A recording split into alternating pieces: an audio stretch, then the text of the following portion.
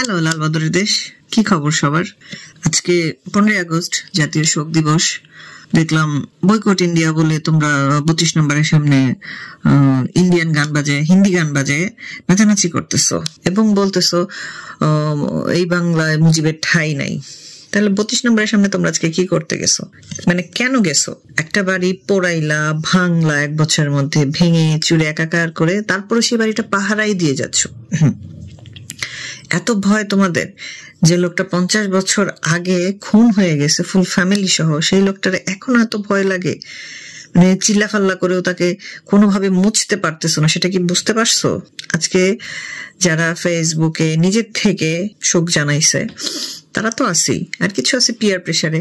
কারণ হচ্ছে গত বছর খুব খুশির ঠেলায় পুটকির কাপড় তুলে নাচতে নাচতে যেহেতু বিপ্লব করে ফেলছে, তো কিছু বলতে পারতেছে না, তো গত বছর তারা 15ই আগস্টে শোক জানায় নাই। এই বছর দেখতেছে যে রুটি রুজি বন্ধ হয়ে গেছে, পেট চলে না, নানান সমস্যা, তো তারা আজকে আবার বিপ্লবে নেমে আসছে যে 15 বঙ্গবন্ধু সবার, বঙ্গবন্ধু কারো একার না। ভাই, গত বছর 5ই আগস্ট যখন বাড়িতে আগুন দিছিল খানকির ফুতারা, তোরা কই আসছিলি তখন? হ্যাঁ, তখন দেখোস নাই যে বঙ্গবন্ধুর বাড়ি পোড়াই দিচ্ছে, বঙ্গবন্ধুর সব জায়গায় ভাস্কর্য ভেঙে দিচ্ছে, দেখোস নাই? না, তখন তাদের কাছে মনে হয়েছে এরকম একটু হইতেই পারে, তাই না?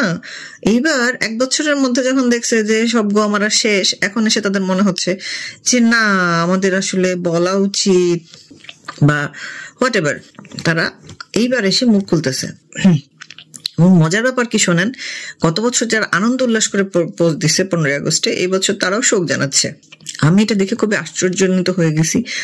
মানে কেমনে পারো ম্যান, কিভাবে পারো? আমি তো কোনোদিন এই জিনিস করতে পারবো না।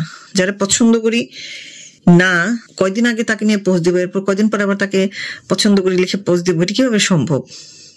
ওই যে ভাইরাল হয়েছিল না গত বছর, কেটে যাবে সংকট, রয়ে যাবে স্ক্রিনশট, তো স্ক্রিনশট আমাদের কাছে রয়ে গেছে, 24-এরটাও 25-এরটাও। আমরা সবার চেহারাই দেখে ফেলছি। আমি বলো যে চেহারা দেখে কি করব? চেহারা দেখে চিনে রাখবো যে ফ্রেন্ডদেরকে ক্লোজ রাখতে হয়, শত্রুদেরকে ক্লোজার রাখতে হয়। এবং তোমরা কারা যারা হাওয়া বুঝা পাল চেঞ্জ করো, বুঝতে পারছো? আমাদের এই উপকারটা হয়েছে। এই জন্যই আমি 5ই আগস্ট সাপোর্ট করি, কারণ হচ্ছে নাহলে তোমাদের এই চেহারাগুলো আমরা দেখতে পাইতাম না। সরি, 5ই আগস্ট না হলে তোমাদের এই চেহারাগুলো আমাদের চোখের সামনেও আসতাম না, আমরা দেখতেও পাইতাম না, আমরা একটা ইউফোরিক বাবলের মধ্যে থেকে যাইতাম। কিন্তু তোমাদের এই চেহারাগুলো ক্লিয়ার হয়ে যাওয়া আমাদের জন্য খুব জরুরি ছিল এবং সেটা আমাদের জন্য খুবই ভালো হয়েছে। আমি ব্যক্তিগতভাবে খুবই খুশি যে তোমাদের এই নোংরা চেহারাগুলো আমরা দেখে ফেলছি। যেমন গতকাল আর্টসেল পোস্ট করছে যে তারা 26 জুলাই উদযাপন করতে 15ই আগস্ট যাচ্ছে রাজশাহী ইউনিভার্সিটিতে, তারপর গণচোদন খেয়ে তারা অনিবার্য কারণবশত প্রোগ্রাম ক্যান্সেল করছে। মানে কেন? তোরা আগে জানতি না? জয় বাংলা কনসার্টে গিয়ে যখন নাইচা কইদা গান করতি, তখন তোদের মনে ছিল যে 15ই আগস্ট কি? হ্যাঁ, আমাদের গিয়া হোকায় বাস দিতে হইলো কেন? বাস দেওয়ার আগে বুঝোস নাই? একটা দল ক্ষমতায় নাই, অসংখ্য মানুষ নির্যাতিত, ঘর ছাড়া মানুষ মারা গেছে, তারপরও অনলাইনে তাদেরকে থ্রেট দিতেই তারা সুসুর করে গলা চেঞ্জ করছে। মানে এটা বুঝতে পারেন? ফেব্রুয়ারিতে ইলেকশন, মজা হবে ইলেকশনে। তো এই দিক দিয়ে আবার অবৈধ প্রধান উপদেষ্টা বলতেছে সুষ্ঠু নির্বাচন না হলে নির্বাচন আয়োজন করার কোনো মানেই হয় না। মানে ওনার আবার মুড সুইং হচ্ছে, হইতে থাক, ভালোই লাগে দেখতে, মানে ভালোই লাগতেছে। সবচেয়ে ভালো লাগছে কি ব্যাপারটা, তারেক জিয়া ভয় নাই, 32 নম্বর ছাড়ি নাই। মানে তোমরা 32 নম্বর পাহারা দিয়ে কি স্বর্গটা কামাই করছো? পোড়া ভাঙ্গা একটা বাড়ি, এইটাকে এত ভয়! প্রেস সচিবের অর্ডারে ধানমন্ডি থানার ওসি ওইখানে লোকজনকে যাইতে দিচ্ছে না। একজন রিক্সাওয়ালা গেছে এখানে ফুল কিনে, তার কষ্টের টাকা, সেই ফুল তোমরা দিতে দাও নাই। একজন মাওলানা সাহেব আসছে তার বউ বাচ্চা ওয়াইফ নিয়ে, উনি শ্রদ্ধা জানাইতে আসছে, তোমরা তাকে যাইতে দাও নাই।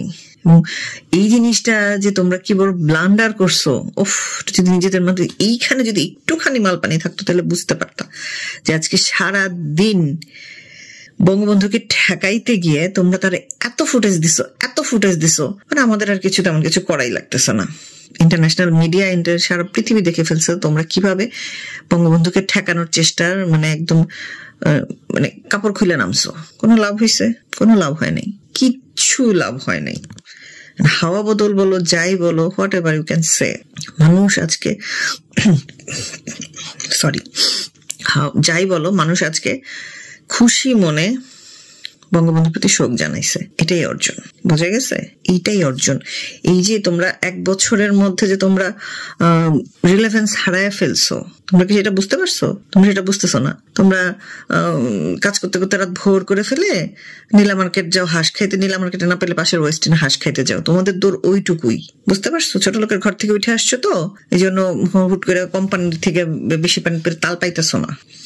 কিন্তু বঙ্গবন্ধু তো তোমাদের মতো ফকিন্নির বাচ্চা না। সূর্যকে কি লুকায় রাখতে পারবা না। সূর্যের মতোই জাজ্বল্যমান, উজ্জ্বল। সো তার সাথে মানে একটা মানুষ 50 বছর আগে ফ্যামিলি সহ মার্ডার হয়েছে, তার ঠেকানো তোমাদের চেষ্টা দেখে মানে কি বলবো, হাসি ছাড়া কিছু আসতেছে না। আমি এটা সারাদিন চিন্তা করেই পাইলাম না যে এই ভাঙা বাড়ি তোমরা এত কর্ডন করে রাখছো কি জন্য? কোনো মানে আছে? আছে, কারণ তোমরা ভয় পাও, বঙ্গবন্ধুকে ভয় পাও, বাংলাদেশ আওয়ামী লীগকে ভয় পাও। এটাই হয়েছে প্রমাণ।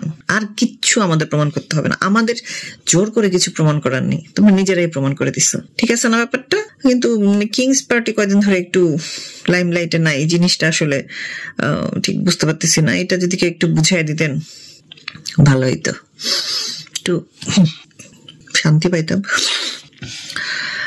শরীরটা এত ভালো নাই, আগামীকালকে আমি হসপিটালে যাব, তো বেশ অনেকটা লম্বা সময় হয়তো গ্যাপ যাবে, ভিডিও দিতে পারবো না, অনেক হট ইস্যু আসবে যাবে, কিন্তু কিছু করার নাই।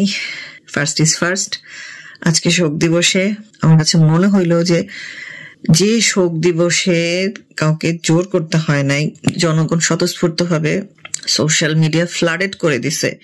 তোমরা সেখানে 32 নম্বর ভাঙা বাড়ি পাহারা দিয়া কে উখাড় লিয়া কি উদ্ধার করতে পারলা তোমরা?